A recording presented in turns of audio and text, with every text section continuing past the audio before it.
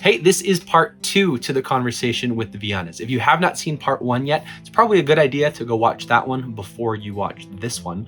But this one, I just asked more questions about who the Vianas are, where they work, and what they do in Mozambique. So I hope it's a blessing to you to see what God is doing around the world and to see what our little church here in northern Minnesota is helping accomplish in Mozambique, Africa. So check this out. Did you guys get a lot of rain as well, or I know South Africa? We haven't gotten like torrential rain. There was a couple of strong storms, but so far it's been kind of that nice steady rain that most of the folks need to grow, a lot of their food. So it's been a better year than I think last year was. But it kind of started late, huh? It did start late, and now we have, which we didn't have before, we have a cyclone season. So the last 2 years in a row, we've had cyclones. So this is the first time so far. Hopefully we'll go the year without having any hit. So that'd be good. Yeah, we've had a couple threats. We had one about 3-4 weeks ago, and then there was another one that was looming, but it looks like it's going to dissipate back into the Indian Ocean. So, yeah. We're grateful for that. Yeah. How far away from the ocean are you guys? A quarter mile. Oh, really? Right on the ocean. Oh, wow. You're right there. Wow. Okay. Huh. Oh, that's exciting. Yeah, we're the city of Beira is right on the ocean, and then where we live, I mean, we're a couple blocks pretty much away. Wow. Yeah. So nice in some ways, not so nice in others. Right. Oh, that's great. Because of there's several large rivers that empty into the ocean here in Beira, our city, and those rivers are very, very muddy rivers. So they have to have a lot of silt in them. Yeah. So our ocean where we are is a bit brown because of the siltiness of those rivers. So we don't have this blue, glorious, water. But it is the ocean, or what we kind of refer to it as this ginormous lake. And the thing is, though, it's a lake. We just got back. We spent some time with our Mozambican leadership on a retreat last week. And so we were in Vianas, which is about a day's drive away. And the ocean there is just beautiful, stunning. Yeah. It's just crazy. If you go north or south from here, it's supposed to be really good diving. Yeah. So whale sharks, things like that. So it's supposed to be amazing. I like how the name of the shark, whale shark, the biggest thing and the scariest thing into one. We like night things in Mozambique. We love extremes. When is home assignment again for you guys? We're looking at next June. Okay. We'll be back. June of So 2023, the plan is to come and invade you. That'd be awesome. We would love that. we would love it too, for sure. It'll be most likely it'll be a whirlwind trip. We'll be there for a couple months. It'll be like maybe 2 months long because we have boys in school and so we can do like the traditional 6-month or 1-year home assignment. That just does not work. Long. Yeah. So we'll take a couple months and just do a whirlwind visit. And come home and rest. Yeah. It won't be at all restful, which is what it's supposed to be, but it won't be. But it'll be fun to see everyone. It's just so important. Right. No, you've got a place to stay. We'd love to host you guys, and we'll make it restful too. We won't work you too hard. Yeah. But it'll be fun for the congregation to meet you and for you guys to see northern Minnesota. Yeah, that'll be a first. I've only been to Minneapolis. I've never been to any other city in Minnesota, so I look forward to seeing it. I mean, I see some of your pictures of the snow and on Facebook, and it actually looks beautiful to me. I don't think I'd like to be there, but it looks beautiful. Yeah. It's a day or two that's beautiful, and then we're like, bring on summer. I grew up in Oregon, and I can remember winters, and it's not nearly as far north as you guys, but by January you're done. Right. Yeah. But not by God's calendar, because you still go for a couple more months, sometimes to May. Yeah. Oh. Yeah. And I grew up in Southern California in the LA, beautiful Redondo Beach, Manhattan Beach areas so I come from I'm very spoiled. Yeah. Yeah. So. That's awesome. Well, I'm gonna head back to a meeting, but just wanted to say hi and no, I'll definitely watch this interview, and thanks for doing it and your time, and Absolutely. that'll be sweet to see you guys. Well, good to see everyone. Blessings with the interview. Nick can be very hard and difficult and to work with, so I apologize. Be blessed. Bye. Wow. Right. Thanks for the warning.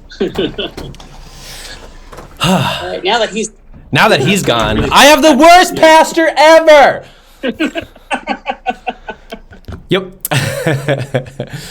How long have you guys been in Mozambique?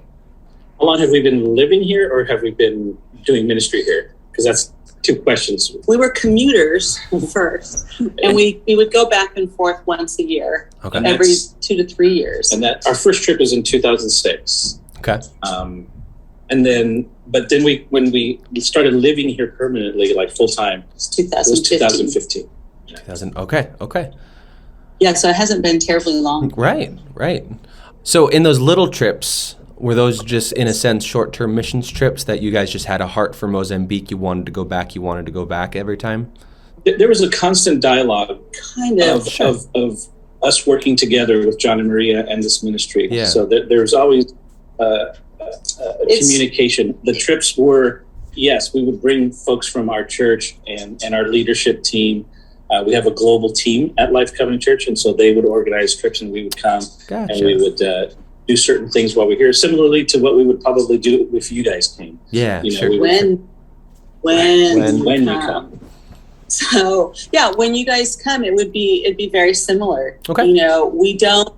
We never build anything. We want to hire Mozambicans to build things. Yeah, sure. So you're never going to build anything here.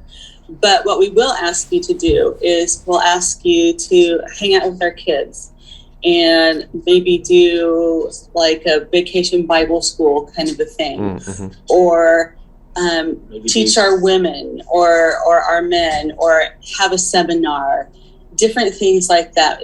We want it to be very relational, because ministry is all about relationship. And so I'm a firm believer that when you get to know someone, you're invested. You're invested in what God is doing in their lives. Yeah. And so, coming here, we use a lot of translators, because no matter where you go with 42 different languages, you're going to need somebody to Chances translate. are you're not going to know all of them. Yeah. So we use translators, and that everybody is used to it, because there are so many languages. And we speak the national language, which is Portuguese here. Okay. So we've learned Portuguese. Interesting. But as we get into the areas of ministry that we do ministry in, it becomes the local languages. Yeah. Right. Yeah. What is the name of the city that you guys are based out of? It's a Beira, Beira. Beira. Beira. Okay. It's almost like Bayra, Beira. Yeah. Sure. Beira. Beira. Yeah. Okay. Or in South Africa, they like with the South African. You'll have to check with the pastor, but it's Beira. Sure. We call it Americans. It's Beira. He may call it Beira. Beira. Okay. And Portuguese, it's Beira. Yeah. What would be one of your guys' favorite stories from just your time there? Oh, jeez. Nah. It's a hard one. I know. I'm sorry. I think, Or at least just a good one. there's so many. I think if I was going to go back to our favorite, I would go back to our roots. And that would be where we met John and Maria. And we came, and we didn't know anybody in Mozambique, but we just started praying. And we met John and Maria. They helped to show us around. They were working with World Relief, an organization that was in Mozambique at the time. They are no longer in Beira. I don't know if they're in Mozambique at all anymore.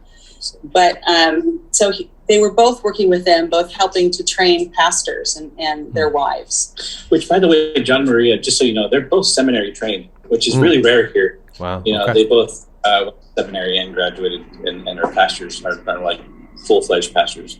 So they helped to show us around, and we got to know them a little bit, and we were sitting at the airport talking and just felt a real connection with them. And we went to say goodbye, and Alex told John, he said, if you ever want to communicate, if you need something, here's my email address. Just, email me and we'll figure out how we can work together. And John had never heard of email and had no idea what to do, but, took the card, and about a year later, we received an email from him. Hey. And he figured it out. I know, it was exciting. He had to go to like an internet cafe back then. Sure. Remember those? So he went to an internet cafe with a friend of his who spoke English. Yeah. And they sent us an email and asked and told us, we've left this organization. We feel God is calling us to work with the orphan crisis that is here. And wanted to know if we would want to be a part of that. And so we immediately said yeah. And we were pregnant at the time. And we said, what we're going to do is we're going to have a baby shower. But it's going to be a baby shower for Mozambique. And we'll have people give money and donate to this. And unfortunately, we lost our son. He was stillborn. Oh. But what we did is we asked people to give anyway for the children of Mozambique. And that's why the center's named after me. It used to have this really long name, for the love of Mother Melanie. And they shortened it to the Melanie Center. Kind of like the Mother Teresa thing. We're like, I don't like it. But it was to honor this gift that came to them through that. And so that was how everything started. And so through the loss of our son, we have been able to save many, many, many more. Yeah. And so hundreds of children have come through the Melanie Centers. Yeah. And it all started with a conversation in the airport in Beira. Yeah. Wow. To our centers, we don't take in kids and then raise them until they're 18 and then release them into the country. Sure. Releasing them into the wild.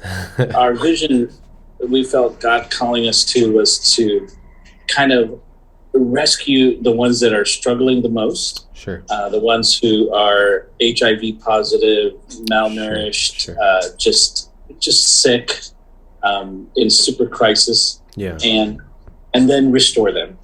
Get them the medical, the nutritional, whatever they need. Can I tell you another story? I would love to hear another story. Yeah, tell us your story. And then we find families that will adopt them. Okay. And then we integrate them into the family. Yeah. And then we have a space for another child to come into the center. Yeah. So we kind of keep the numbers small and purposefully small to try and be as intentional and as focused and almost as family-like-ish as we can create. Yeah. So that there's that good high level of care. And then we integrate them. And we've had, I think we're now at like 325, 350 kids that have kind of passed through our centers and now are in homes, which is just a huge blessing. Yeah. So just kind of want to share, because sometimes when you call something an orphanage, it's like an institution where people live there and there's dorms and it's just Sure. We're not that. Yeah. Just so you know. Okay. That's not who we ever wanted to be or know who we are. Yeah. Sorry, my oven's beeping. I'm having my son turn off the dinner. Yeah. Can you turn off the oven? Turn it off! So I wanted, there's so many stories. So Hey, Josh, can they meet? Oh, yeah. You want to meet our sons? Yeah, I would love to. Hello. This is Josh. Hey, Josh. This is Nick, and this is our son, Joey. You have another son and you didn't tell me? He's the comedian. And I'm older, too. Sorry, now I have two of them. So Josh and Joey. Josh Yes. and Joey, yeah. Nice. Yeah. Nice to So meet you they guys. are the twins. They were born 18 hours apart. Okay. They're per mother, but they are from Ethiopia. So we are blessed with these beautiful Ethiopian boys. Very When cool. you see boys like Sorry, it got weird. Teenagers, men. Okay, you guys can go back. Bye. Thanks. So I wanted to tell you, there's a couple of kids that we brought in about a year ago, Eliza and Baptista, and they were living in a community that's just it's out in the bush. They had never. One of our pastors and an evangelist had gone out for a 2-day walk to help share the gospel, and so while they were out there, they came across this community, and it's just this. It's a very poor community. They don't grow much. They're barely surviving, but they've been there forever because this is the land that's been passed down to them. Sure. So there's about, and it's not a small place. There's about how many families? 1,600 or something. No. Families. There's about 800 families. Okay. So it's not small. Okay.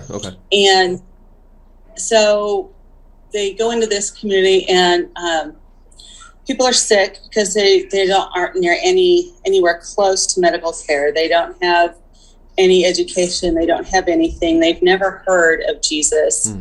And so the pastor went in and just kind of, he and the evangelist introduced themselves and said, when we go back, we're going to talk to our leaders and see if we can help you.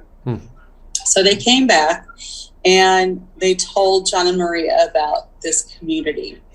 And John and Maria went out with their daughter, Jenny, and Who also works for the ministry. who also works for the ministry. She is now working at the Melanie Center in Beirut. Okay.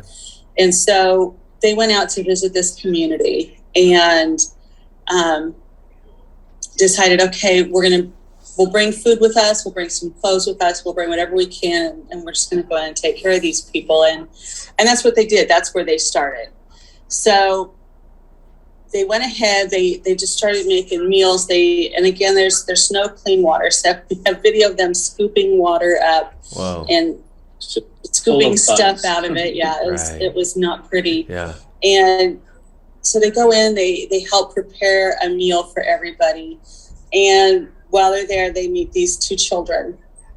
Well, the community leader brought these two children to John and Maria. Yeah, and asked if they could take these two children back with them. And their names are Eliza and Baptista. Yeah.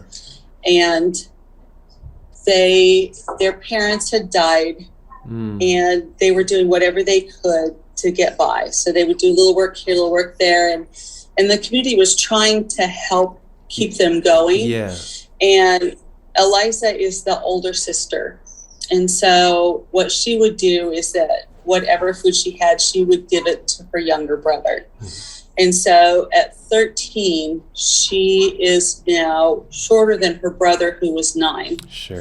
Because her growth is so stunted. Right.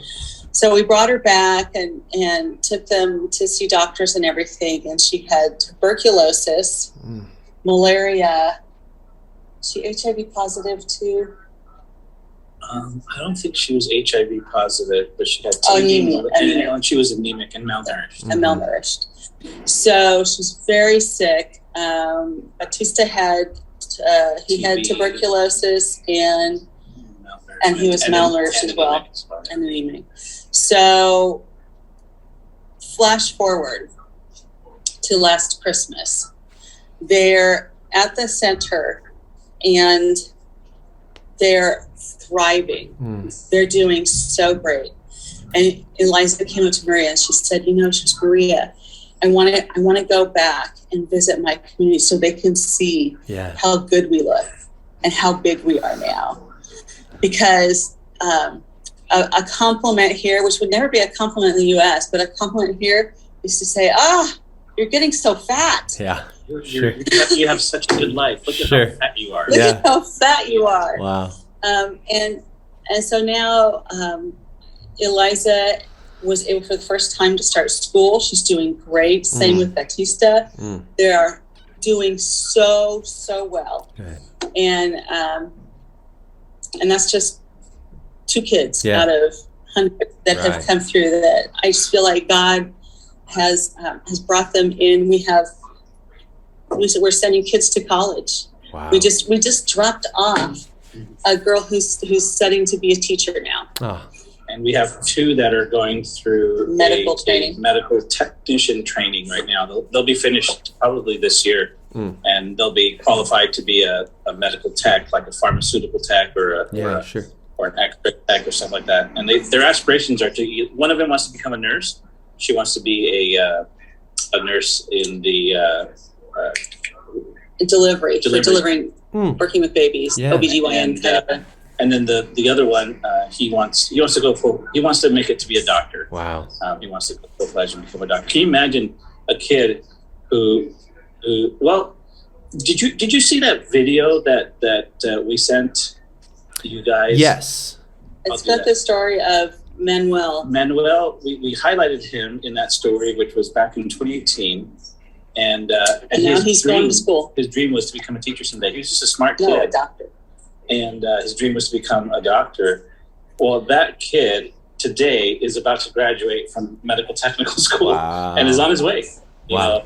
So we don't do that normally. I mean, not every kid obviously stays with us. So many of them get transitioned to home, which is much better for them. Sure. But over the years, some have always have some. So that's just the way it works, right? And so for those, we try and meet their needs and try and set them up as best as they're capable of. Some of our kids have gone to trade schools, and become electricians or HVAC specialists, and because that's their capacity, that's what they wanted to do. Yeah. Not everybody's going to be a doctor or a lawyer, like this is in America. Some want to become teachers. Yeah. So whatever their capacity is, and within our capacity as a ministry to support, we try to do that for those who end up being with us a little bit more longer term than we anticipated. Yeah. So. I mean, we've got story after story. If you've got about 6 more hours, we can tell you just amazing stories from kids' lives being transformed to communities being transformed to just our first woman pastor, to having a woman pastor, our second one because Maria's a pastor. But after, we take Maria for granted. It's so sad. Yeah. Just people coming to know Jesus for the first time because they've never heard of him before. Yeah. It's just amazing. Yeah. We were doing it a long time and we're still blown away. Yes. So this might be a difficult question, but how do you decide? You said you intentionally keep it small. Does that mean that you have to not take some kids in? How does that process work? In general, we work with the government, who has a so we've got to do everything very legally. Yeah, they have a social services wing of the government. Okay, and so they get word of kids who are orphaned. Yeah, and then they'll start trying to find places to fit them in within the centers and the orphanages in the zones in the communities that they're near. Yeah. So that's how it works. Okay. I mean, sometimes we have parents who come to us, families who say, "Hey, we have this kid in our community," and the story Melanie said, and it lands upon us that these kids need a place, and so we take them with us. We get all the legal paperwork done, and then we bring them back to a center. So, and we are, just so you know, which is kind of a big deal here, we're a completely legal, certified ministry and church here. We're the first covenant of Mozambique church here, which is really exciting to be able to say. And but we work really well. We've been named the best care center of our province, which is our state, so many times it's crazy. Cool. Good. We've had media, come and just kind of highlight our stories. It kind of shaped a lot of how orphan care happens, because the traditional care was kind of that come and live until you're 18 and then move on. And they found that doesn't work. And they liked our model so much that they started pushing all the other care centers to say, hey, would you consider shifting this way too? Let's get these kids in home. They'll thrive so much better, Wow. In a home than in a center. And so we've been really blessed in that regard. What's the demographic / the city in which you live in, and then you said that most of your churches and everything are in the bush, but Beira, right? Beira. Beira, yeah. Is that pretty developed in terms of buildings? Like, just describe to me, kind of the area. Beira is the second largest city in the country. Okay. Our population here is probably about 500,000. Okay. Wow. People that live here. So it's a big city. There's the downtown part, which is very developed. Developed in the sense that it's got buildings and roads and right. water and electricity and grocery stores and everything that you need. That it's just very old and worn out Sure. and beat up. Which is part of being underdeveloped Africa. country. Yeah. Right. And then it only takes like maybe a 30-minute drive Wow. To cross the whole city. to not only to cross the whole city, but now you're in the bush. Right. Now you're in the rural areas of Beira. Sure. And there's a lot of people who live there, work there. I mean, there are families. The Melody Center, I'll give you this, which will give you kind of a good idea. The Melody Center is about a 15-minute drive from our house. And do you guys live and we in the live- downtown area? We live in like in the city area, the downtownish Okay. area. Okay, so it's about a 15-minute drive to get to the center. In that community where the center is, there are people who will live there their whole life and will never have gone to the beach, which is 15 Wow. minutes away Yeah. by car. Wow. But Yeah. they live so communally that's where they grow their food. That's where they go to school. That's where their church is. That's where their family is. That's where their community is. And there's really no reason to go anywhere. If they get really sick, And it would be they may expensive. go to a community hospital that's just down the road a ways. They may go to a local community or a local clinic, to treat themselves. If they're very sick, then they have to come into the city to the general hospital, right, where the general hospital is, and so they'll find a way to get into this. But that kind of gives you an idea of how most people live, and we're the second largest city. Yeah. And there's about another 5 other large cities, and they're all slightly smaller. Yeah. And then there's the rest of the 75-80% of the population. Wow. Which is just very rural. I mean, Yeah. they're living without electricity and water and for generations, and they're Right. still doing It's that. normal. Right. Yeah, Yeah. but we live in a city. Yeah. We have electricity. Well, most of the time we have Well, a generator too. The nice thing And is internet. that when you come to visit, we have an international airport right here in town. Oh, okay. Yeah, we do have an international airport, so you'll be able to fly right into town. Our house is like 10 minutes from the airport. You can get anywhere in the city within about 10 to 15 minutes. Yeah. It's kind of the That'll same give with you an idea. Duluth. Nice. Duluth is, I think, the Duluth Superior area. We're a port city, and so there's a river, and on one side is Duluth, the other side is Superior. Two different states, so that's kind of why I think they're two separate cities. But Duluth has a downtown area, and it's basically 2 roads that stretch maybe 5 blocks, and that's about it. In the same way, if you travel, you can get through Duluth. There's a highway that goes right by it, so you can literally pass Duluth in like 2 minutes, and you that was it. Oh, okay. That was it. Absolutely. Nice. It's like the town where I grew up. Gotcha. Nice So and straight as yeah, the main highway. You'll be familiar with. I grew up in LA, which is a small city as well. oh, it's so small. Yeah. Tiny. So I love living here. To be honest with you, it is. I love that we don't have traffic. I love that our Yeah. commute is short. Yeah. I love that everything is close by, and I love the small community feel. Yeah. Honestly, Yeah.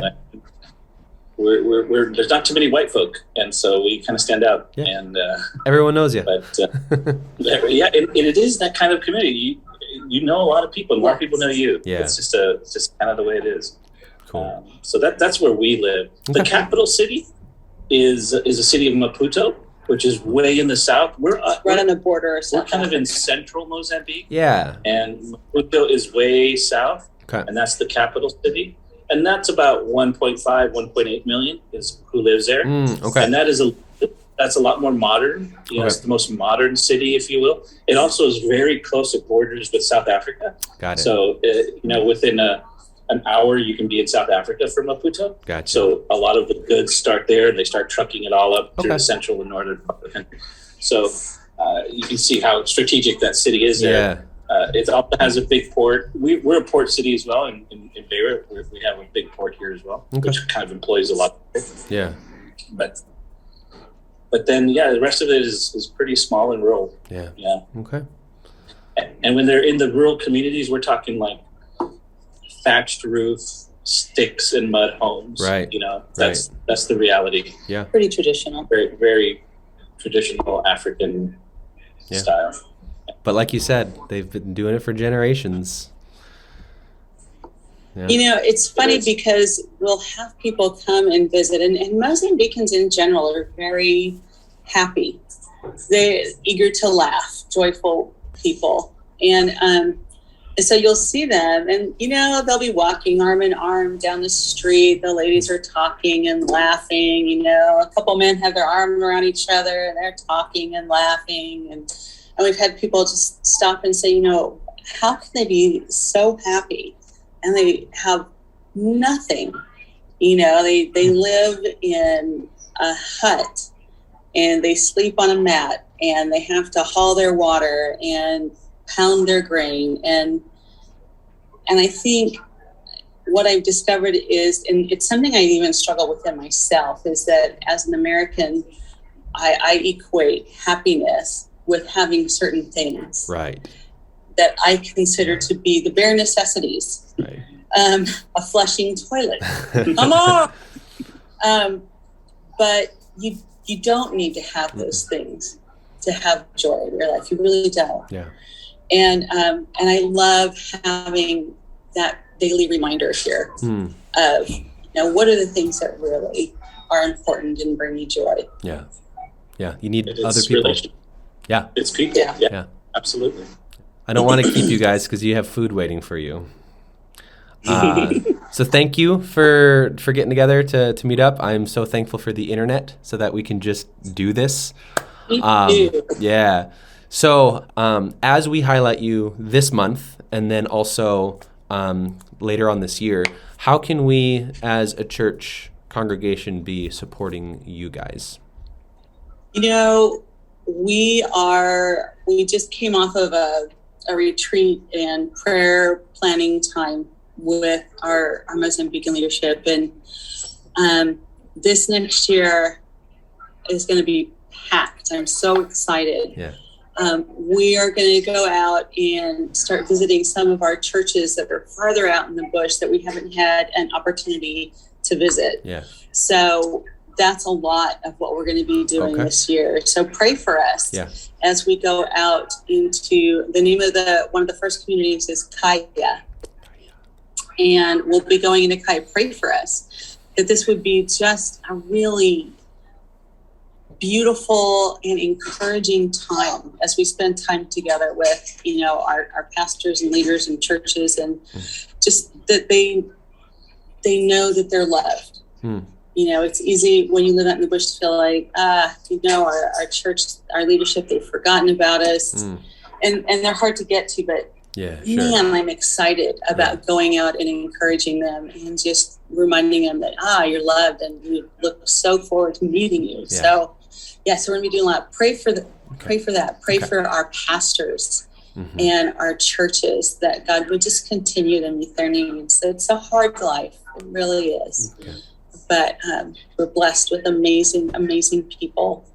Yeah, all our pastors are bivocational. They have to make a living because their churches can't quite support them. Right. So it's always a very, very big sacrifice and challenge for them. I would say pray for the next center that we're hoping to get going on and building it. Songo, pray that God would really bless that. When we build a center, we love involving the community. Yeah. You know, we love employing the people because they need the jobs. We love getting them excited. We love sitting down with them and getting to know them. And so just pray that as we build, that God would not only build buildings, but we would build relationships. Yeah.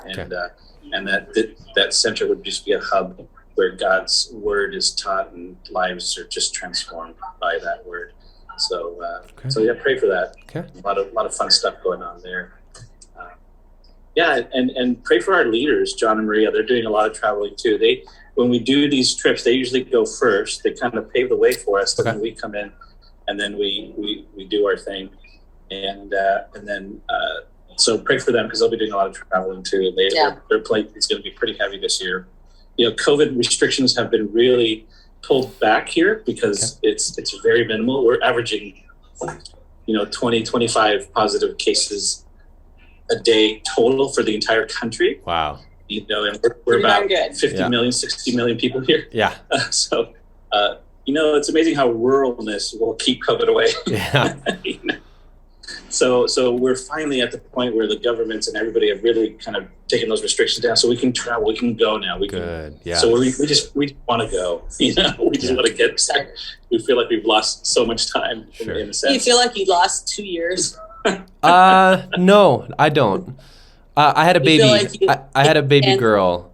December 9th of 2020. So a lot has happened. So no, it's fantastic. So great. Awesome. Where is the best source of kind of like up-to-date information on what you guys are doing? There's 3 ways. Okay. The best source, honestly, if you want the most up-to-date on what's going on, friend us on Facebook. Yeah. Yeah. And we're constantly just posting stuff there. Today we were to this, that, and the other. Look for Life for Moz on Facebook. Life for Moz. LIFEFORMOZ. Okay. Yeah. And so we update that pretty regularly. Friend us, Alex, Melanie, Viana. Yeah. And we're always putting things up on our personal Facebook pages. So that's probably the most, the best one. We do have a website, lifeformoz.com. Okay. And that's currently being updated. In fact, the global team at Lifecome Church is really dumping a ton of money on trying to get that super updated and modernized. And it's pretty good now, but it's supposed to be really fantastic soon. So you go check it out. You go check out lifeformoz.com. And then the third one would be to get our newsletters. We send out newsletters, Melanie and I. We don't do it every month. In fact, we don't even tell you when you're going to get it. You kind of get surprised. You did, yeah. Surprised or shocked. Because if it comes every first of the month, you won't read it. And we keep them short, and we throw pictures, and we keep them sweet to give small updates so you'll actually can read it and be encouraged by what you're seeing. Right. So we send about anywhere from 10 to 15 a year. It just depends on what's going on. Sure. Sometimes you'll get 2 or 3 of them in a month. Sometimes you'll get anything for several months. Yeah. So we come. And so that would be a great way is to get your email attached to our newsletter so that you're getting those coming to you when they come out and get updated. And you've got our email, so you can just put that up and people can email us and we'll add them to the list. If your church members want to be a part of it, they just need to email me. Yep. Hey, would you include me in your newsletter? Okay. And then just pass those emails to me, and I will add them on to our newsletter, which is updates and kind of prayer requests or whatever we're wanting to highlight. Yeah. Yeah. Okay. So I would say those are the 3. Very cool. You can always Zoom call us. And we can always Zoom call. Yeah. Right. Anytime. Okay. We're here. We truly make us available. We will make the time and carve it out to meet with you all. Cool. Because we value partnerships extremely, and we're very relational. So please never feel like you're bothering us or asking too much of us or just say, no. Okay. Nick, I never wanted to be a missionary. I thought those people are weird. They're freaks. And so true. I owned a factory with my dad and my brother, and we had a very big, successful business going, and I was great. This was good, and we were very committed to our church. I grew up in the covenant. My parents were covenant church planters, so I'm very covenant deep. But but I grew up in the church. My parents believed it was good. Yeah. And I was always involved in church, and I loved it. And we did youth ministry. That's how Mel and I met. We worked with the high school group. Okay. We were part of Rolling Hills Covenant Church, which is a really And now a cool lot of large- our supporters are former high school kids. Hey. So cool. Nice moves. Thank you. But what I find fascinating is that as you grow deep in your walk with God, as you grow deeper into, like you're saying, you become more disciple, you become more aware of life, and we reached a point in our lives that we said, is this it, or does God have something deeper for us? And I'm talking about just Melanie and I. Sure. And it was about 2004 that we started rethinking. We're like, we live in this ginormous 4-bedroom house with a pool, and it's just my wife and I. Do we really need this? So we started questioning everything. Sure. And we actually started downsizing and simplifying our lives and taking that money and using it to further his kingdom. Yeah. And as we started doing that, again, we began to go deeper and deeper in the Lord. And here, fast forward, I'm the very thing I said I never wanted to be. Yeah. Because God transforms your heart. Yeah. I mean, you love people and you want to see them come into relationship with God, and you want to see them grow in their relationship with God. And I'm a living testament. You don't have to go to Bible school and become a missionary when you're 28. We were in our 40s and 50s, and we made this whole transition in life, and we could not be happier and more fulfilled and more satisfied. Yeah. And I hope we're not the weird missionaries anymore. We're hoping to. It's too late for that. To be the, in fact, Covenant, just so you know, Covenant's changed the name. We're now Global Personnel. Even the word missionary no longer the stigma. has kind of been it's a little bit old schoolish, and so Sure. in the ECC we're known as Global Personnel. Yeah. But and I would say this too, in that one of the things that I love doing is telling people the crazy God stories. Mm-hmm. And it's so easy to, when you get caught up in your everyday life, to think, it's like God is far away, or he's not doing anything that I'm asking of him. I'm praying. What is he doing? You hear, the news, it's all negative. And I live here and I see God doing these crazy things. Like, when we needed to get our paperwork to come and live here, John is standing in the airport next to a friend, and his friend connects him with the guy who's in charge of getting people in the country legally. With the immigration with officer. The immigration office. And he's all, have you met this guy? Well, no, this is the guy you need to talk to get your missionaries in the country. Yeah. Oh, that's great. Come and sit down with me next week and we'll talk. So he goes and he sits down with him the next week. And this isn't where the story ends. He sits down with him the next week to talk to him about getting us our paperwork to come and live in the country. And he's telling him about the Melanie Centers and things like this. And he's all, wait, the director of immigration says, sounds familiar.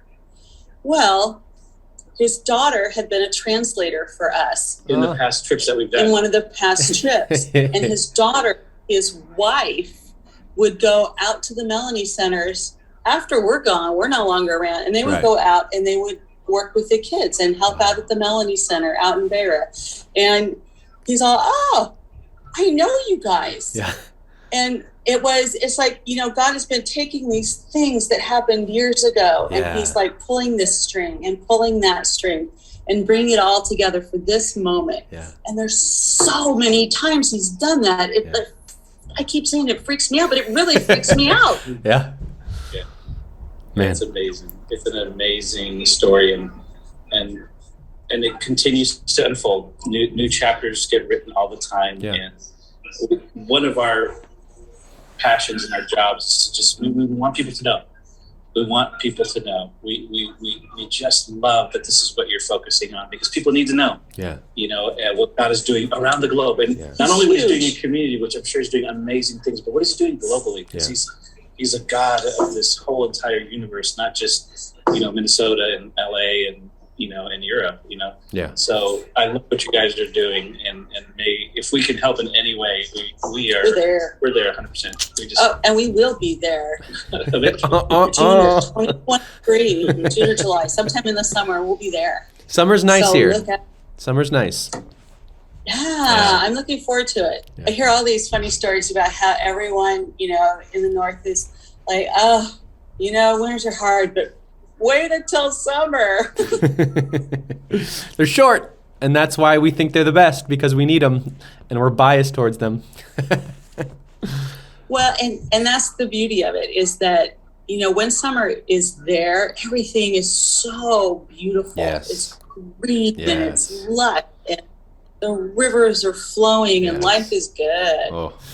We just had 16 inches Summer- of snow the last 2 days, so that was fun. I can't imagine that. 16 is a lot. But, the fun of that is that when you're little, you make tunnels. Oh, so good. I can't wait for we named our baby girl Zoka. Zokah. And so when she gets a few years older, I'm excited for her to start making tunnels and stuff. So it's gonna be great. Yeah. Those are good times. Yeah. So, okay, I've got questions in my mind for next time. So I'm gonna save them though. Okay. All right. Got it. All right. Thanks. This was fun. This was great. Thank you. Nice. Thank you, Dave. Okay. Bye, Nick. Bye, This was Joey. fun. I didn't get that name right, Yeah, right? say Say bye. bye. Bye, Josh. Bye bye.